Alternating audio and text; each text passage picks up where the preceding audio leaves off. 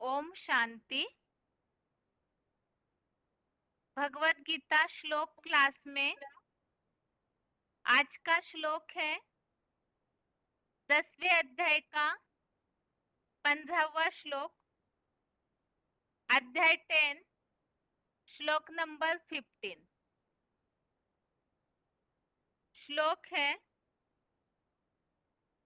स्वयमेवात्मनात्मानं वेत्थ त्वं पुरुषोत्तम भूतभावन भूतेश देव देव जगतपते। श्लोक दोबारा। स्वयमेवात्मनात्मानं वेत्थ त्वं पुरुषोत्तम भूत भावन भूतेश देव देव जगतपते। श्लोक का संधि विच्छेद है स्वयं एव आत्मना आत्मानं वेत्थ त्वं पुरुषोत्तम भूत भावन भूतेश देव देव जगतपते।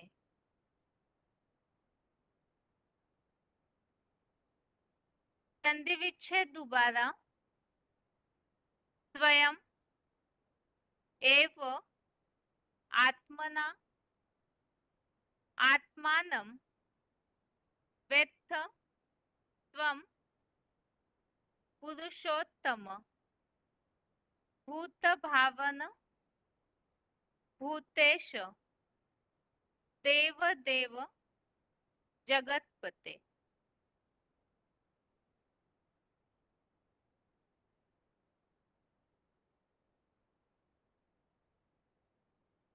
शब्दों के अर्थ है पुरुषोत्तम अर्थात रूहों में सर्वोत्तम,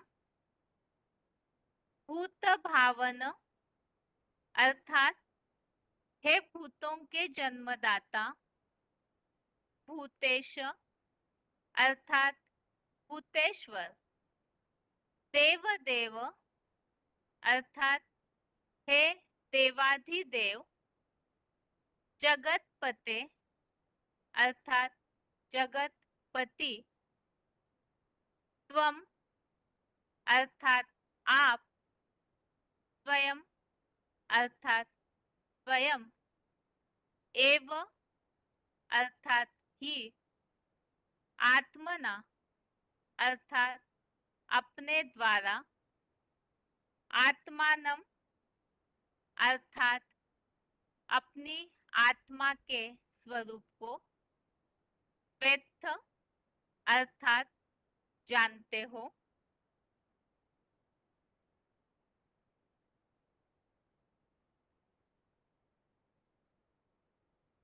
शब्दों के अर्थ दोबारा। पुरुषोत्तम अर्थात रूहों में सर्वोत्तम, भूत भावन अर्थात हे भूतों के जन्मदाता, भूतेश अर्थात भूतेश्वर, देव देव अर्थात हे देवाधिदेव, जगतपते अर्थात जगतपति, त्वम अर्थात आप, स्वयं अर्थात स्वयं, एव अर्थात ही, आत्मना अर्थात अपने द्वारा, आत्मानम अर्थात अपनी आत्मा के स्वरूप को, वेत्थ अर्थात जानते हो। श्लोक का अर्थ है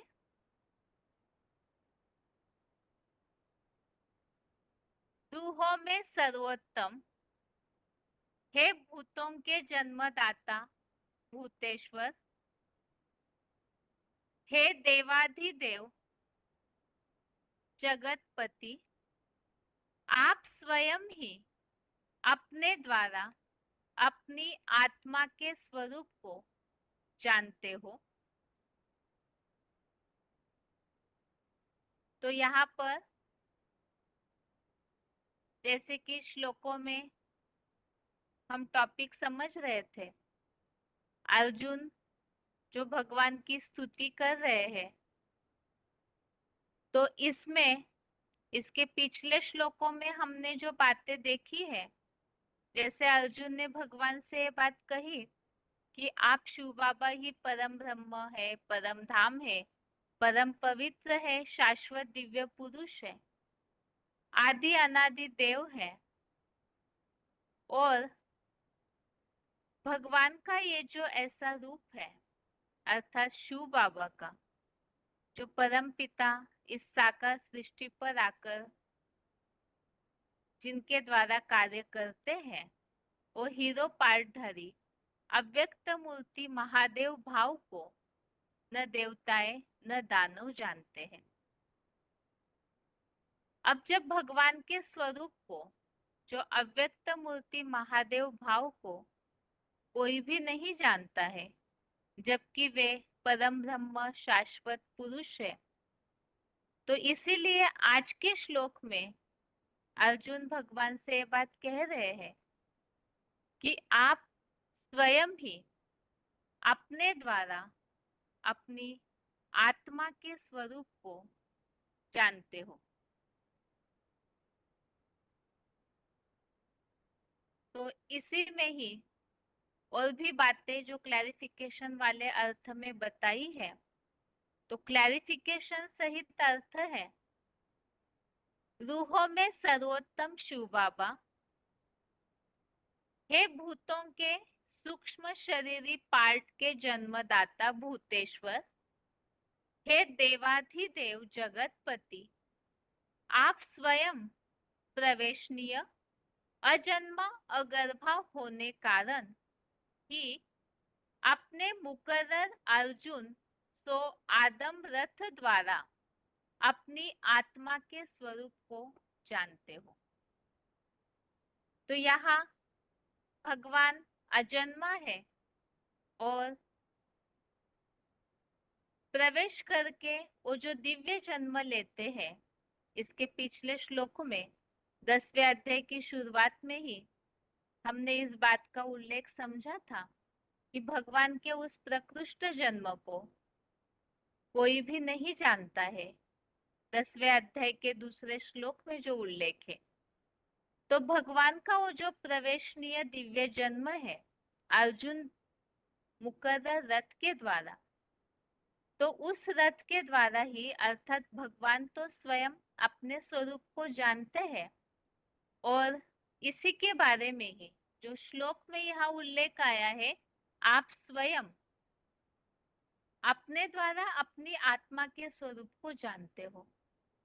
तो भगवान स्वयं अपने आप को तो जानते ही है, तो इसीलिए ही वो क्या करते हैं, जब उनका परिचय कोई भी नहीं दे पाता है, तो वो स्वयं ही अपना परिचय देते हैं।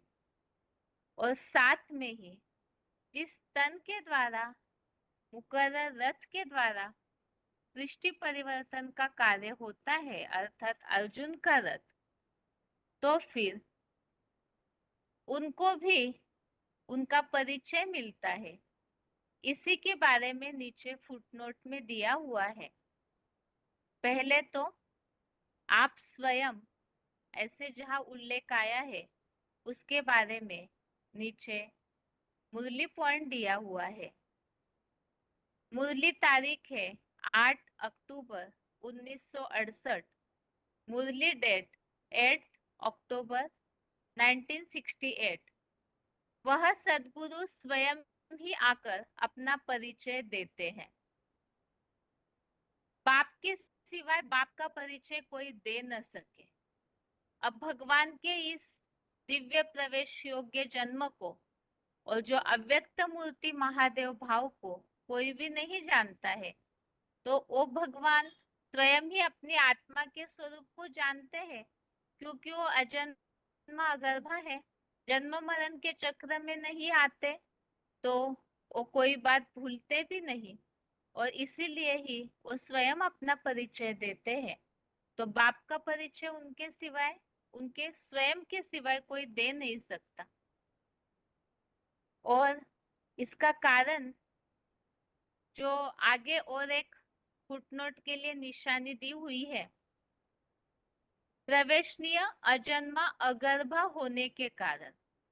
तो इसी संबंधित नीचे फुटनोट में और स्पष्टीकरण दिया हुआ है, क्योंकि बाकी सभी देव, दानव, ऋषि, मुनि जन्म मरण चक्र में आने से पूर्व जन्मों को भूल जाते हैं। तो सदगुरु स्वयं आकर अपना परिचय देते हैं, और अर्जुन रथ के द्वारा वो अपना परिचय देते हैं। तो इसी के बारे में नीचे स्पष्टीकरण दिया हुआ है। तुलसीदास ने भी रामायण में यही कहा है, सोई जानहि जहि देव जनाई, जानत तुम ही होई जाई। रामायण में, तुलसीकृत रामायण में जो उल्लेख है अयोध्या कांड में, तो उससे ये वाक्यांश लिया है। इसका स्पष्टीकरण हम मुरलियों में आए हुए उल्लेख के द्वारा समझेंगे ही। और आदम और खुदा, इन दोनों बेहद के बापों की यही बात है। अर्थात जिसको परमपिता स्वयं तो अपना परिचय देते ही है, और जिस अर्जुन रथ के द्वारा कार्य करते हैं, तो जिसको तुम जानते हो, तो उनको भी अपना परिचय देते हैं कि वो आदम को भी बाप द्वारा जब परिचय मिलता है, तो वो बाप समान बन जाते हैं। तो दोनों भी बाप वो अपना परिचय जानते हैं। अर्थात अव्यक्त मूर्ति महादेव भाव को कोई भी नहीं जानता है, तो उसका परिचय स्वयं परम पिता ही देते हैं। अर्थात जो यहाँ वाक्यांश मुरली का दिया हुआ है कि सदगुरु स्वयं अपना परिचय देते हैं, तो वो सदगुरु बनते भी है साकार के द्वारा, और उस साकार के द्वारा ही भगवान का परिचय सबको मिलता है। इसीलिए यहाँ ये बात बताई, आदम और खुदा, इन दोनों बेहद के बापों की यही बात है। तो इसी संबंधित आगे कुछ रेफरेंस श्लोक है।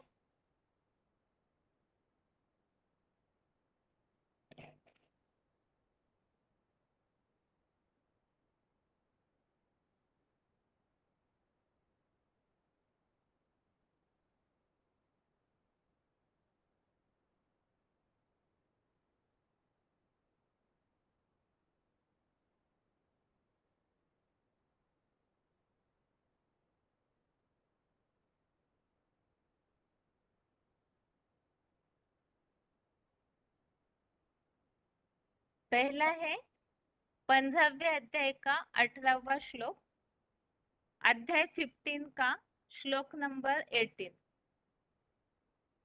इसमें जैसे कि श्लोक में आज के उल्लेख आया हुआ है, 10वें अध्याय के 15वें श्लोक में, पुरुषोत्तम अर्थात हे रूहों में उत्तम, सर्वोत्तम शिव बाबा, तो वो सबसे उत्तम है।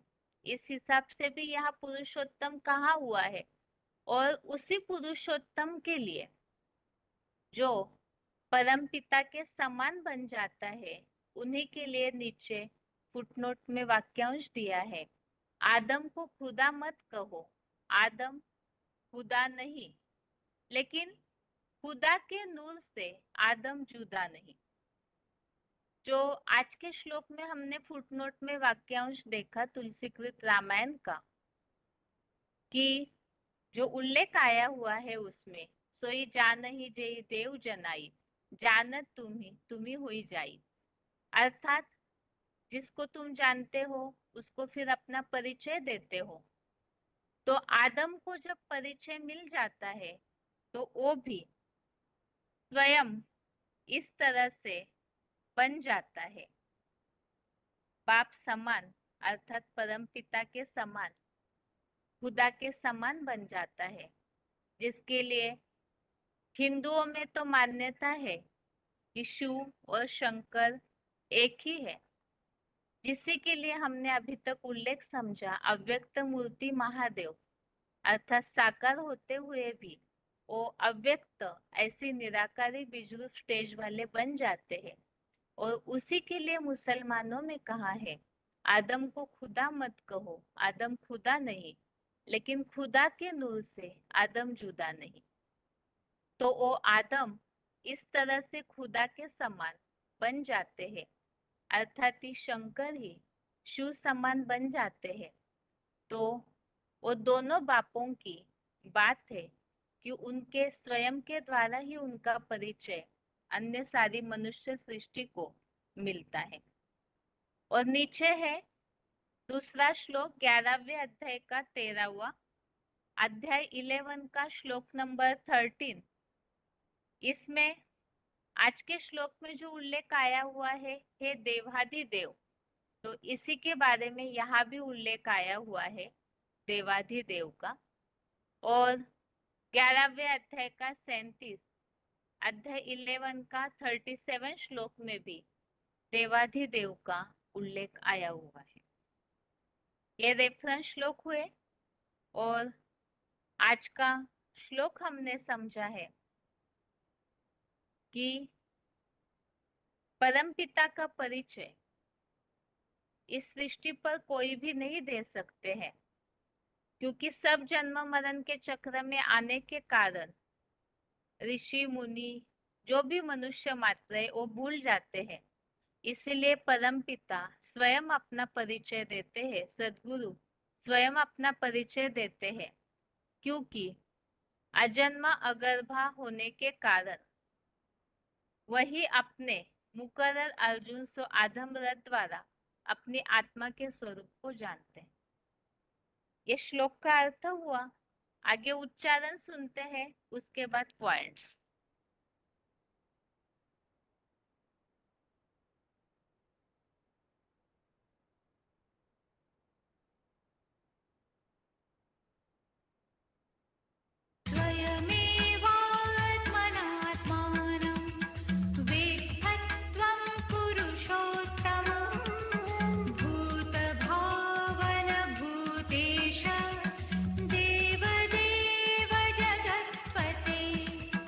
रूहों में सर्वोत्तम शिव बाबा, हे प्राणियों के तुरिया परमात्म पाठ के जन्मदाता भूतेश्वर, हे देवाधिदेव जगतपति, आप स्वयं प्रवेशनीय अजन्मा अगर्भा होने कारण ही अपने मुकर्रर अर्जुन सो आदम रथ द्वारा अपनी आत्मा के स्वरूप को जानते हो।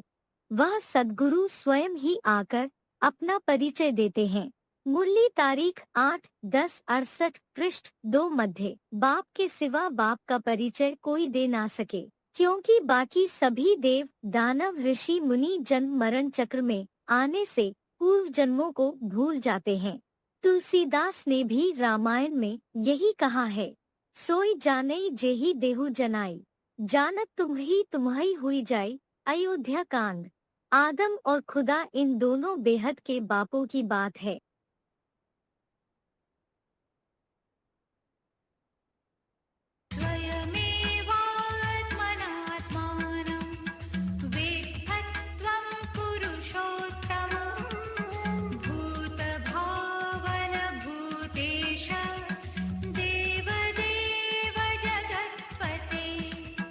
रूहों में सर्वोत्तम शिव बाबा, हे प्राणियों के तुरिया परमात्म पाठ के जन्मदाता भूतेश्वर, हे देवाधिदेव जगतपति, आप स्वयं प्रवेशनीय अजन्मा अगर्भा होने कारण ही अपने मुकर्रर अर्जुन सो आदम रथ द्वारा अपनी आत्मा के स्वरूप को जानते हो। वह सद्गुरु स्वयं ही आकर अपना परिचय देते हैं। मुरली तारीख 8-10-68 पृष्ठ 2 मध्य। बाप के सिवा बाप का परिचय कोई दे ना सके, क्योंकि बाकी सभी देव दानव ऋषि मुनि जन्म मरण चक्र में आने से पूर्व जन्मों को भूल जाते हैं। तुलसीदास ने भी रामायण में यही कहा है, सोई जानई जेही देहु जनाई, जानत तुम्ही हुई जाई। अयोध्या कांड। आदम और खुदा इन दोनों बेहद के बापों की बात है। आगे है पॉइंट्स। पहला है VCD number 1039, VCD number 1039 56 minute 56 minutes के बाद से लिया हुआ पॉइंट है भूतेश्वर।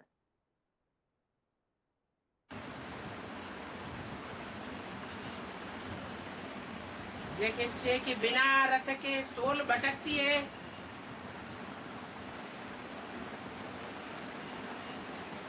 उनको भूत प्रेत कहते हैं।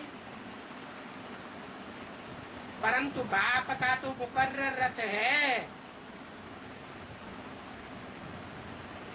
वो कोई भूत प्रेत बनता नहीं है। फिर भी भूत प्रेतों को कंट्रोल करने वाला है, भूत प्रेतों की दुनिया को बस में करने वाला है, इसलिए भूतनाथ कहा जाता है। अगला पॉइंट है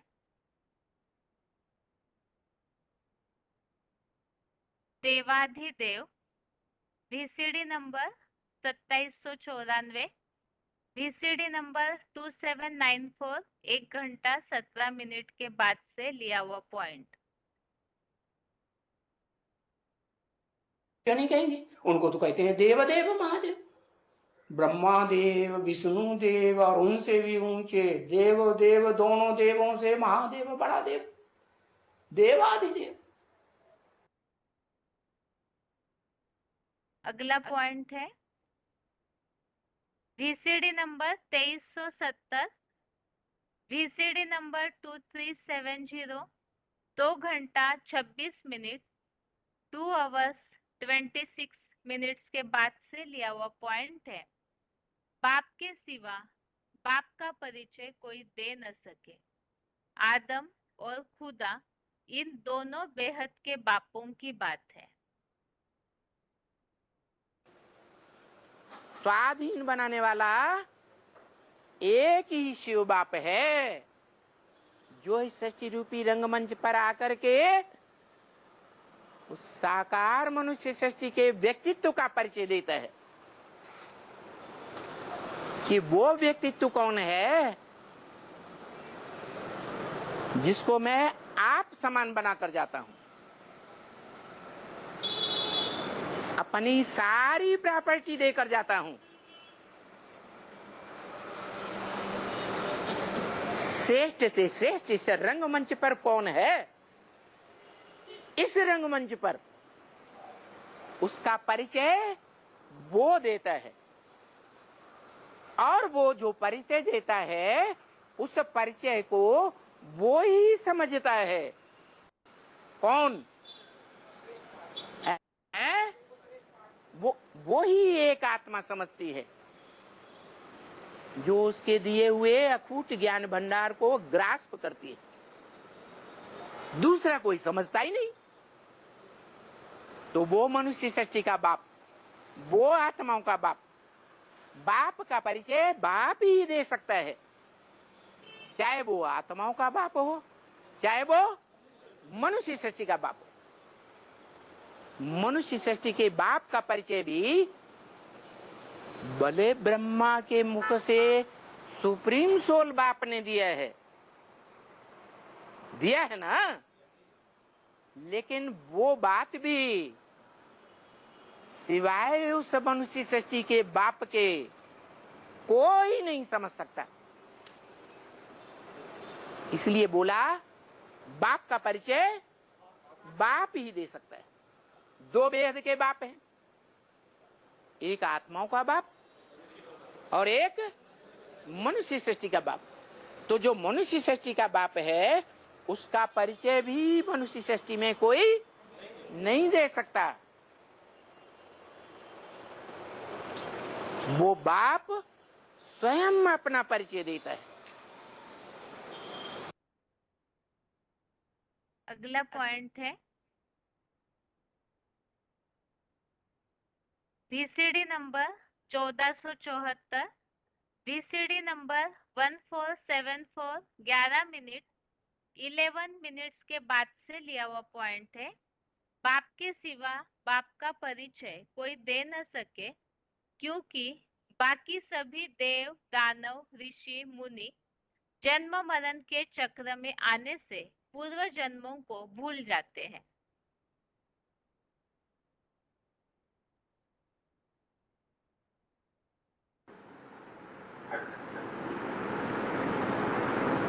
दुनिया तो सारी नास्तिक है, क्योंकि बाप को कोई भी नहीं जानते हैं, कोई नहीं जानते हैं। इसलिए बाप को ही आकर के बैठ अपना परिचय देना होता है।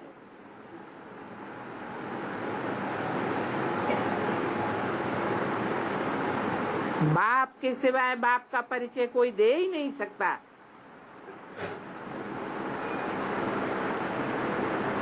और सृष्टि के आदि मध्य अंत का राज अनेक प्रकार की पॉइंट्स देते रहते हैं, क्योंकि एक बाप ही है जो जन्म मरण के चक्र में नहीं आता है।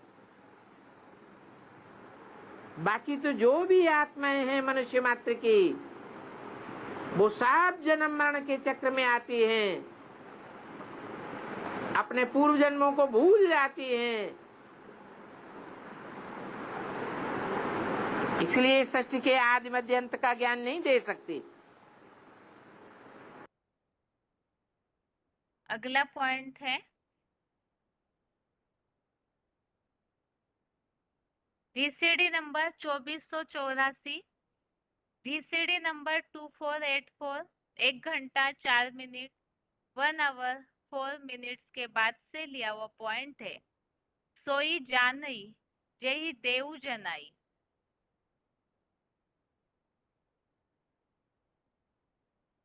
बाप है वो मनुष्य सृष्टि का बाप, जो इस सृष्टि पर अंक मंच पर सदैव मौजूद रहता है, भले बाप को फॉलो करता है। उसका बाप कौन? मनुष्य सृष्टि के बीज रूप बाप का बाप कौन? शिव बाप। तो अपने बाप को फॉलो करता है। बाप इस सृष्टि रूपी रंगमंच पर आता है तो डायरेक्टर के रूप में है, पार्ट बजाता है, रंगमंच पर ही पर्दे के पीछे रहता है, किसी को देखने में नहीं आता। ऐसे ही वो भी इस दुनिया में ऐसा पार्ट बजाता है। क्या कैसा पार्ट बजाता है? गुप्त पार्ट बजाता है। 84 जन्म साथ में रहता है मनुष्य आत्माओं के, देव आत्माओं के, लेकिन कोई उसे पहचान नहीं पाता, देख नहीं पाता, समझ नहीं पाता। उसकी पहचान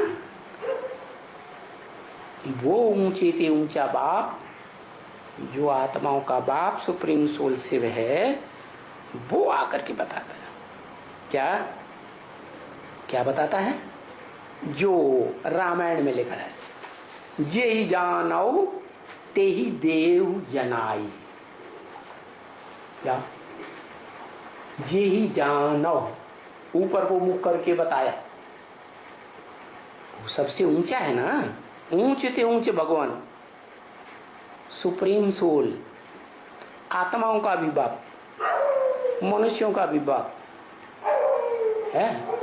तो उसके लिए बोला, सुप्रीम सोल शिव के लिए, कि तुम जिसको जानते हो, जे ही जानव ते ही दे जनाए। तुम जिसके 84 जन्मों को पूरा पूरा जानते हो, उसको तुम आके उसकी पहचान देते हो, अपनी भी पहचान देते हो। क्या? सुप्रीम सोल उस मनुष्य सृष्टि के बाप आदम को, मूर्तिमान शंकर को अपनी भी पहचान देता है। क्या? कि मैं कैसे सुप्रीम बाप हूं, मेरा कोई बाप नहीं है।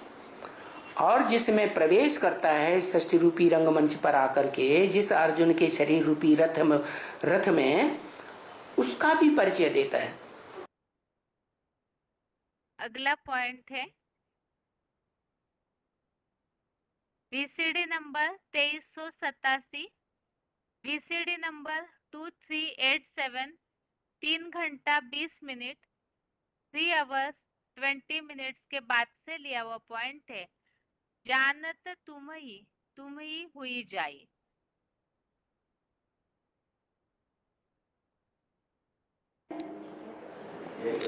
ब्रह्मवाक्य पक्के हैं। एक ऊंचते ऊंच को पहचानो कि वो इस सृष्टि पर कहां प्रैक्टिकल में कार्य कर रहा है। वो कौन है? निराकार सो साकार इस सृष्टि पर बनता है। वो जो ज्ञान देता है वो उसी का ज्ञान देता है। किसका? मनुष्य सृष्टि के साकार पार्टधारी, हीरो पार्टधारी का ज्ञान वो देता है। क्या? उसकी पहचान भी उसके सिवाय कोई नहीं दे सकता, और जिसमें प्रवेश करता है उसकी पहचान भी उस साकार के सिवाय कोई दे ही नहीं सकता। यही जानो ते ही देव जनाई, जानत तुम ही हुई जाई। वो स्वयं हुई अपना परिचय देता है, इसलिए स्वयंभू कहा जाता है, स्वयं जन्म लेने वाला कहा जाता है। इसलिए बताया जानत तुम ही हुई जाई, तुम्हारे जैसा ही हो जाता है। उसको जानने वाला, उसको जानने वाला, उसको तो सब जान ही नहीं पाते। उसको तो जो आत्माओं का बाप है, उसको तो आत्माओं रूपी बच्चों के बीच में जो बड़ा बच्चा है वो ही जान पाता है।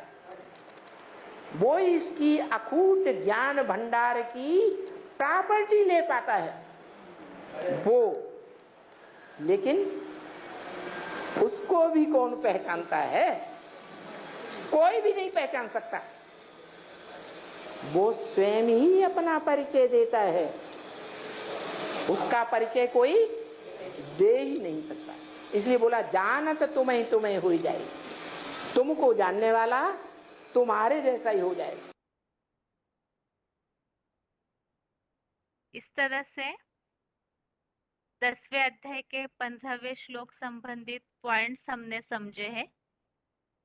और इसमें जो बात हमने समझी है कि सद्गुरु स्वयं आकर अपना परिचय देते हैं, और इसमें दोनों बेहद के बापों के लिए वही बात है, आदम और खुदा दोनों के लिए भी।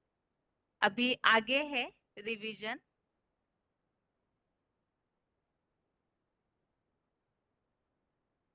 रिवीजन के लिए पहले अध्याय का 7वां और 8वां श्लोक,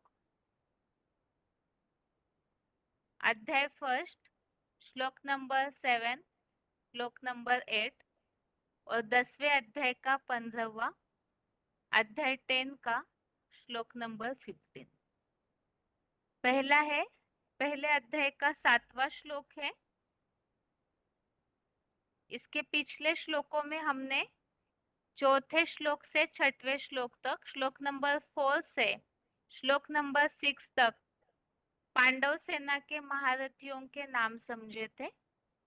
अभी आगे 7वें श्लोक में श्लोक है, अस्माकं तु विशिष्टाये तान्नि बोध द्विजोत्तम नायका मम सैन्यस्य तज्ञार्थम तान ब्रवीमिते।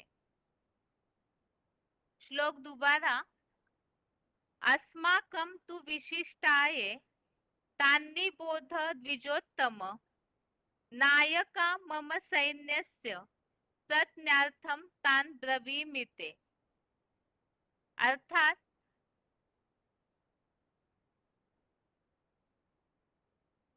हे द्विजन्मा मानवीय गीता ज्ञानी ब्राह्मणों में उत्तम, हमारे जो विशिष्ट योद्धा है उन्हें भी सेनापति होने योग्य आप जान लीजिए। वे मेरी कौरव सेना के नायक हैं। उन्हें पहले ही आपके परिज्ञानार्थ बताता हूँ, क्योंकि पितामह के बाद आप ही महारथी है। जैसे कि इसके पीछे ही हमने समझा था कि दुर्योधन द्रोणाचार्य के पास जाकर के पहले तो उन्होंने पांडव सेना के महारथियों के बारे में बताया, वो उन्हें युद्ध भूमि के बारे में ज्ञात करवा रहे हैं कुछ बातें। तो पहले तो पांडव सेना के महारथियों के बारे में बताया, और इस श्लोक में ये बात दुर्योधन आचार्य द्रोण से कह रहे हैं कि हे द्विजोत्तम, अर्थात मानवीय गीता ज्ञानी ब्राह्मणों में उत्तम, आप हमारी सेना के विशिष्ट योद्धा है, जो कि सेनापति होने योग्य है और कौरव सेना के नायक है। तो इसीलिए ही आपके परिज्ञानार्थ ये बातें बता रहा हूँ। तो इसी के बारे में नीचे मुरली पॉइंट दिया हुआ है। मुरली तारीख है 18 अप्रैल 1973, मुरली डेट 18 अप्रैल 1973। पांडव सेना में कौन कौन महारथी है और कौरव सेना में कौन कौन महारथी है, तुम दोनों सेनाओं को जानते हो ना। तो यहाँ पर तो पुरुषोत्तम संगम युग में जो महाभारत युद्ध वास्तव में कब की और किस प्रकार बातें वो हम समझ रहे हैं ज्ञान के आधार से, जो कि भगवान स्वयं आकर इन सब बातों का परिचय देते हैं। तो इसमें पांडव कौन है, पांडव सेना में महारथी कौन और कौरव सेना के महारथी कौन, इनकी जानकारी रखने के बारे में यहाँ बताया। और अगला मुरली पॉइंट है 19 अगस्त 1972, मुरली डेट 19 अगस्त 1972। उसमें मुख्य एक्टर्स, डायरेक्टर्स कौन है वह जानते हैं। इसीलिए तुम पूछते हो यह बेहद का नाटक है, इसमें कौन कौन मुख्य है। शास्त्रों में तो लिख दिया है कौरव सेना में कौन बड़े हैं, पांडव सेना में कौन बड़े हैं। तो कौरव सेना और पांडव सेना के बारे में शास्त्रों में तो नाम बताए हैं, और मुरलियों में जो स्पष्टीकरण आता है तो उसमें तो शिव बाबा बेहद में उस तरीके का पार्ट पुरुषोत्तम संगम युग में बजाने वाले कौन है उसके बारे में समझाने देते ही है। ये तो है पहले अध्याय का 7वां श्लोक, और अभी अगला श्लोक है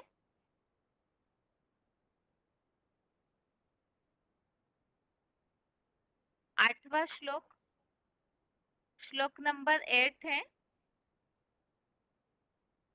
भवान भीष्मश्च कर्णश्च कृपश्च समितिञ्जय अश्वत्थामा विकर्णश्च सौमदत्तिस्तथैव च।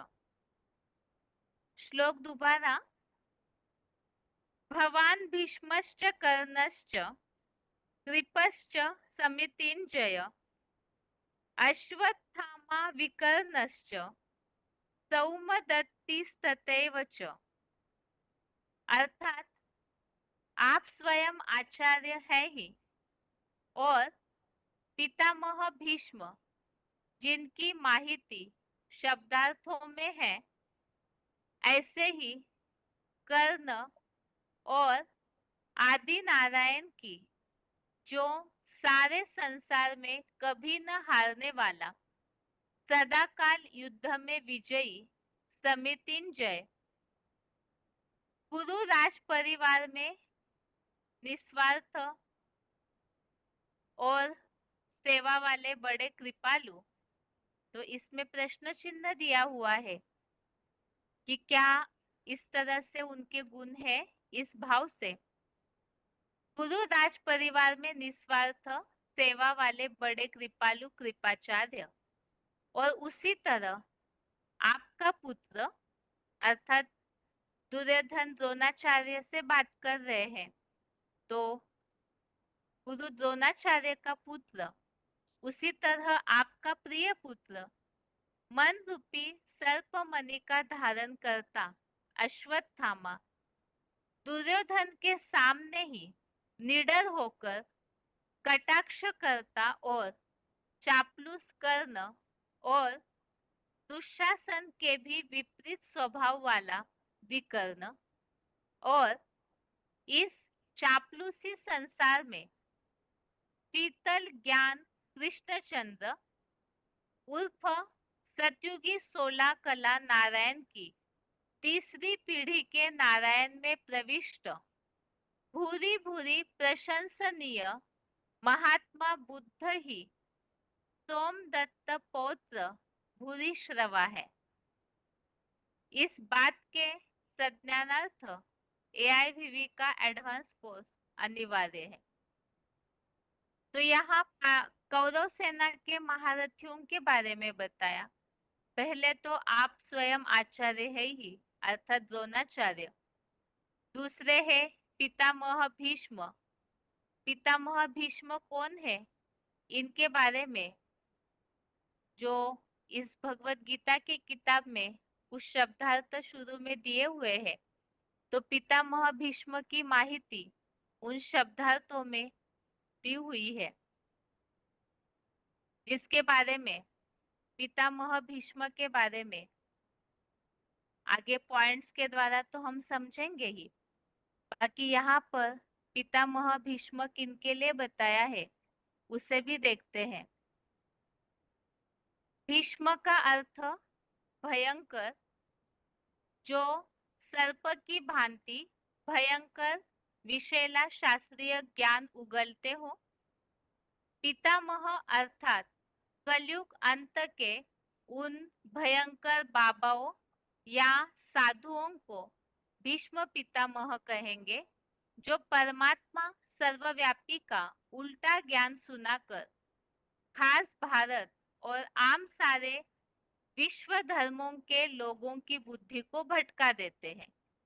हद बेहद के कांग्रेसी कौरवों, नेताओं और पूंजीवादी धृतराष्ट्रों द्वारा पर बाबा की तरह उनका बहुत सम्मान किया जाता है, क्योंकि प्रभावित प्रजा से वोट और फिर नोट भी लेना है ना।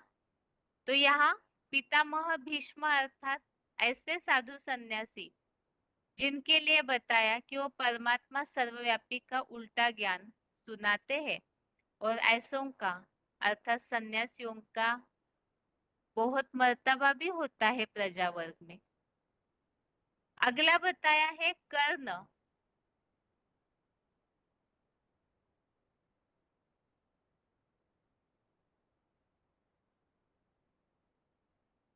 और समितिंजय उनके लिए बताया हुआ है जो कभी युद्ध में न हारने वाला।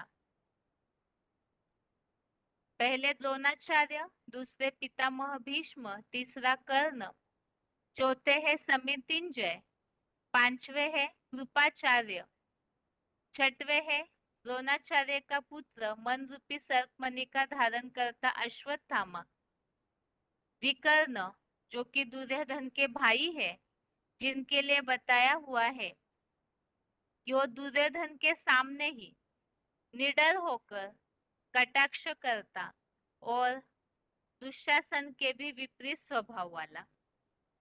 और इसके बाद फिर सोमदत्त पौत्र भूरिश्रवा। तो ये सारे कौरव सेना के महारथियों के नाम इसमें बताए हुए हैं। और अभी आगे है इसी संबंधित मुरली पॉइंट्स। पहला पॉइंट है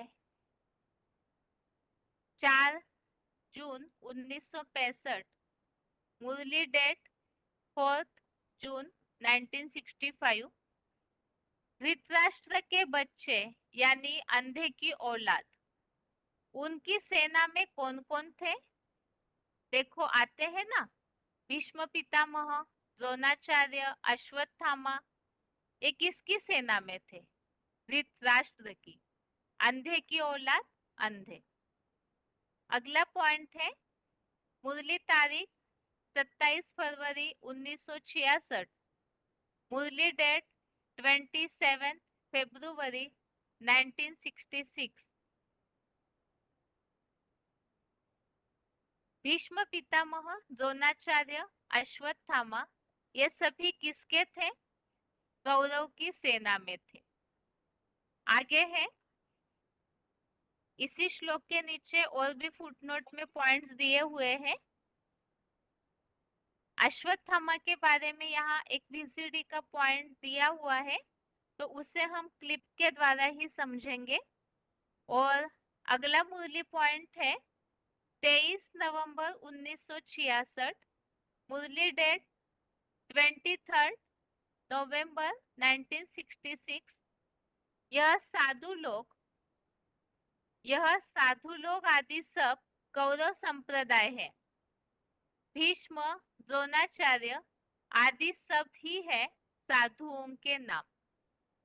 तो यह मुरली में भी बताया कि जो भी इस तरह से भीष्म, द्रोणाचार्य आदि का भगवत गीता में वर्णन है, वो वास्तव में आज जिनका मर्तबा है दुनिया में, तो ऐसे साधु या गुरुओं का नाम, और वो सब कौरव संप्रदाय को सपोर्ट करने वाले। अगला पॉइंट है मुरली तारीख 18 फरवरी 1972, मुरली डेट 18 फरवरी 1972। भीष्म पितामह अर्थात बाल ब्रह्मचारी, द्रोणाचार्य, अश्वत्थामा आदि यह सभी विद्वान पंडितों के नाम हैं। अगला पॉइंट है 22 मई 1964, मुरली डेट 22 मई 1964। तुम्हारी धर्म युद्ध हुई है विद्वान पंडितों के साथ। धर्म युद्ध को लड़ाई नहीं कहा जाता। तो ये महाभारत युद्ध अर्थात इसके लिए बताया कि ये धर्म युद्ध है विद्वान पंडितों के साथ।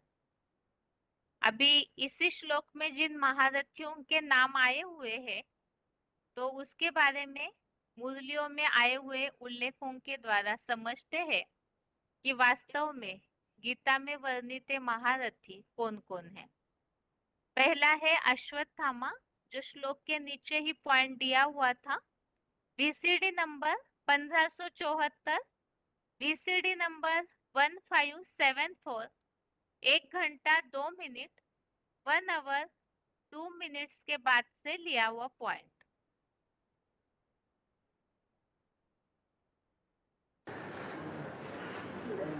अश्व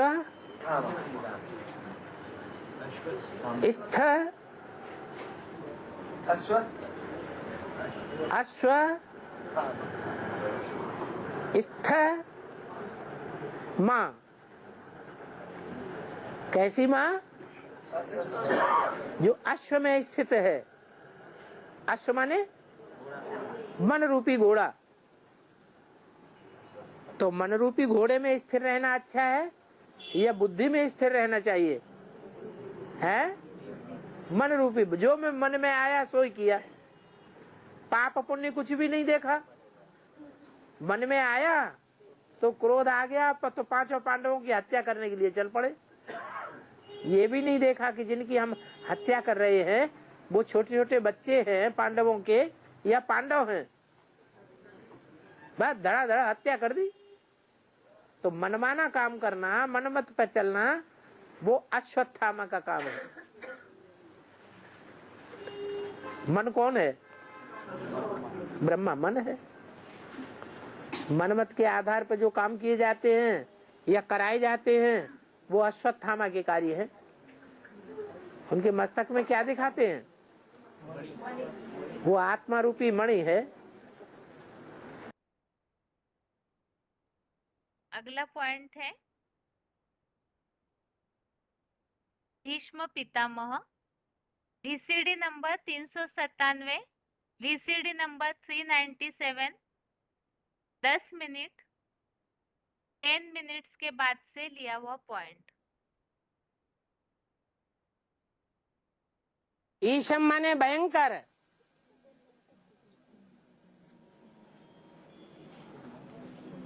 और पितामह कहा जाता है बाबा को, बाप का भी बाप।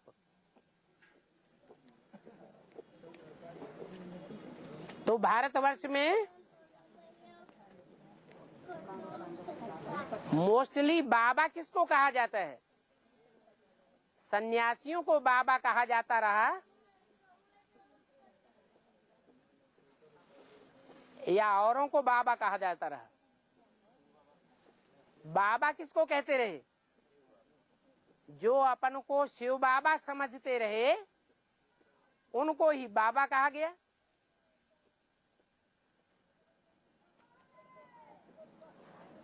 तो उन बाबाओं में जो भीष्म प्रतिज्ञा करने वाला था, भयंकर प्रतिज्ञा ब्रह्मचर्य की, जो कार्य कोई नहीं कर सकता, कि बचपन से लेकर के बाल ब्रह्मचारी रहे सारा जीवन,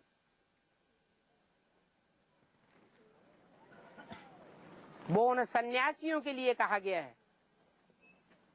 और सन्यासियों में जो बड़े से बड़ा सन्यासी है वो ही भीष्म पितामह है। वो भीष्म पिताओं का जन्म गंगा से होता है, गंगा उनकी माता है।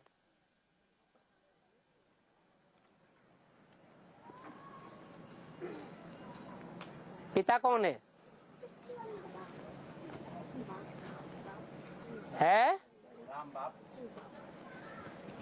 शांतनु है।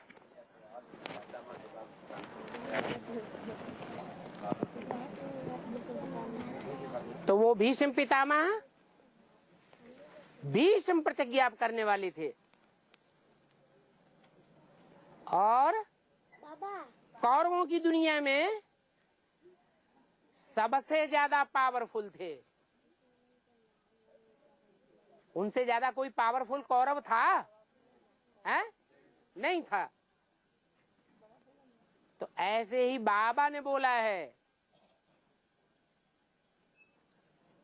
कि तुम बच्चे अभी पुरुषार्थ करते रहो, अभी ये साधु सन्यासी नहीं निकलेंगे भीष्म पितामह। अंत में जब ये सन्यासी निकलेंगे तब तुम बच्चों की विजय हो जाएगी। झाड़ के चित्र में सबसे मोटी जड़ कौन सी दिखाई गई है? कौन से धर्म की है? सन्यास धर्म। इस्लाम धर्म की तो लंबी जड़ है, लेकिन मोटी जड़ सन्यास धर्म की, माने सबसे ज्यादा पावरफुल है।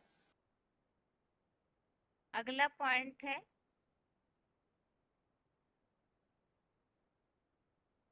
कृपाचार्य, वार्तालाप number 959, discussion number 959, 53 minute 53 minutes के बाद से लिया हुआ पॉइंट।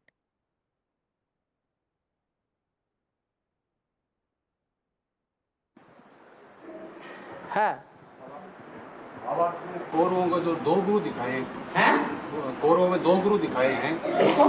कौरव महाभारत में कौरव पांडवों के दो गुरु दिखाए हैं। दो गुरु दिखाए, गुरु द्रोणाचार्य और कृपाचार्य जो है दो है। इसकी शूटिंग यहाँ पर कैसे? द्रोणाचार्य और कृपाचार्य। हाँ, तो इनकी शूटिंग संगम में कैसे है?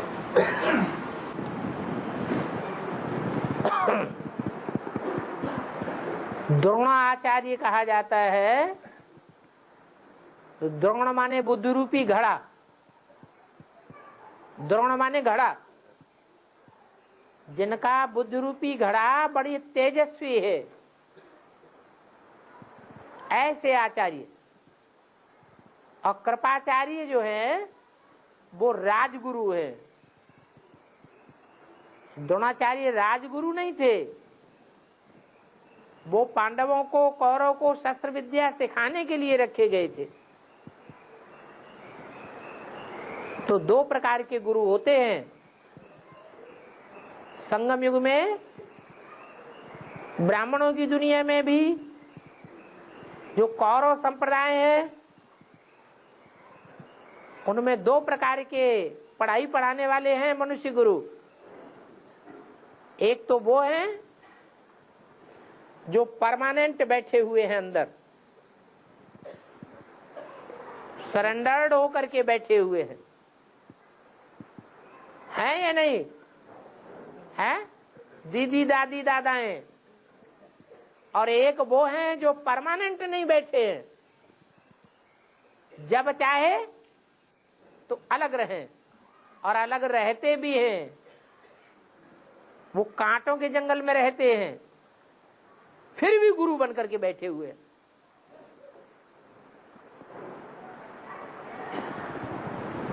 जैसे रमेश भाई हैं, वो गृहस्थी हैं या सरेंडर्ड हैं? गृहस्थी है, फिर भी सारी होल्डिंग पावर उनके हाथ में है।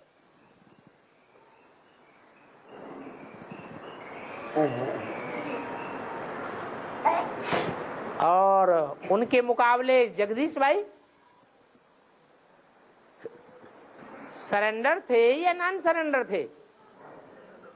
हैं? सरेंडर थे।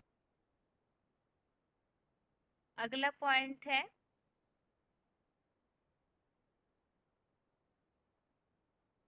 कर्ण VCD number 3021, VCD number 3021 5 minute के बाद से लिया हुआ पॉइंट।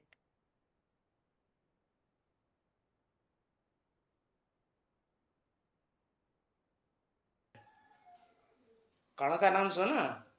हाँ, कौरव संप्रदाय को सहयोग देने वाला महारथी,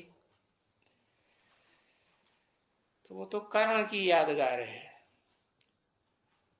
उसके कानों के कुंडल बहुत प्रसिद्ध है।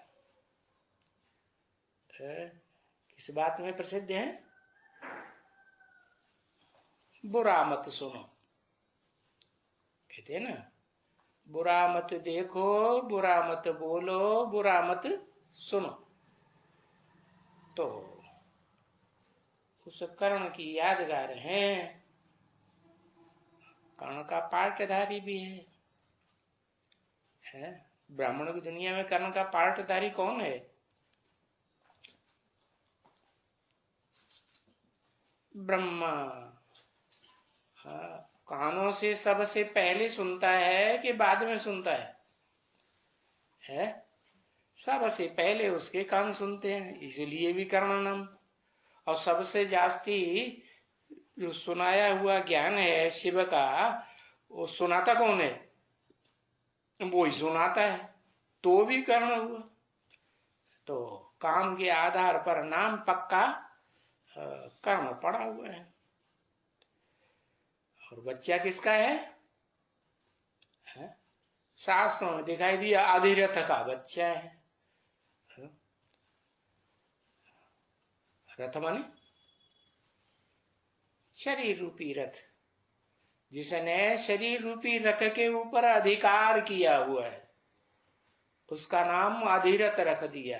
कर्ण का बाप, पालने वाला। क्या? हाँ, तो बेहद में जो बेहद का रथ है, सारी मनुष्य सृष्टि का बाप का रथ,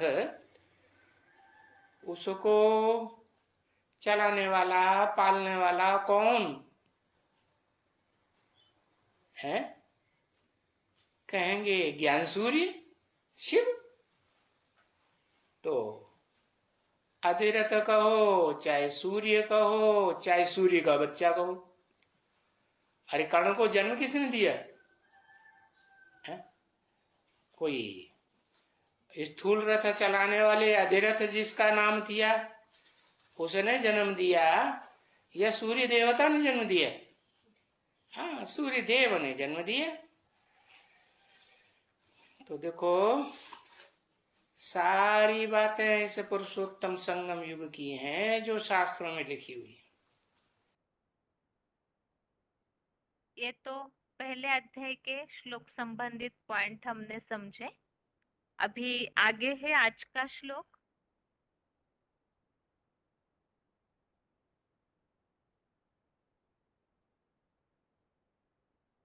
दसवें अध्याय का 15वां श्लोक है। स्वयमेवात्मनात्मानं वेत्थ त्वं पुरुषोत्तम भूत भावन भूतेश देव देव जगतपते। अर्थात रूहों में सर्वोत्तम शिव बाबा, हे भूतों के सूक्ष्म शरीरी पार्ट के जन्मदाता भूतेश्वर, हे देवाधिदेव जगतपति, आप स्वयं प्रवेशनीय अजन्मा अगर्भा होने के कारण ही अपने मुकर्रर अर्जुन सो आदम रथ द्वारा अपनी आत्मा के स्वरूप को जानते हो।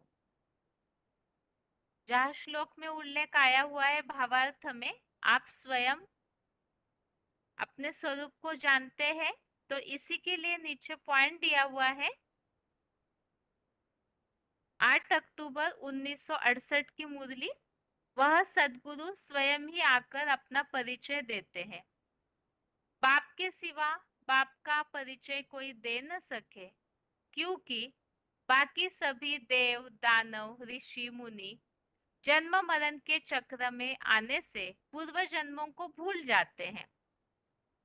तुलसीदास ने भी रामायण में यही कहा है, सोई जानई जही देव जनाई, जानत तुम्ही होई जाई। अयोध्या कांड। आदम और खुदा इन दोनों बेहद के बापों की बात है।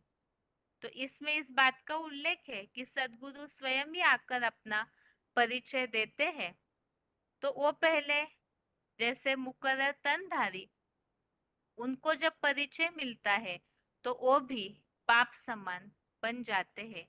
तो ये दोनों बेहद के बापों की बात है कि वो उनको कोई जानता नहीं, वो स्वयं ही अपना परिचय देते हैं। और इसी संबंधित 53 श्लोक हमने समझे थे।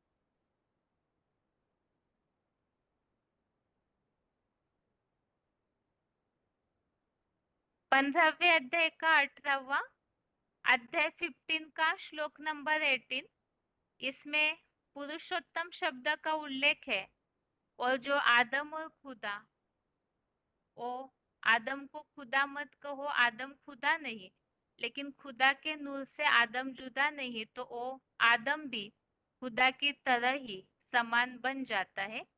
और 11वें अध्याय का 13वां और 37वां अध्याय 11 का श्लोक नंबर 13 और 37, इसमें देवाधिदेव का उल्लेख है। इस तरह से ये रिवीजन के साथ आज के श्लोक का अर्थ पूरा हुआ है। और आज के लिए गीता क्लास भी यहाँ पूरा होता है। ओम शांति।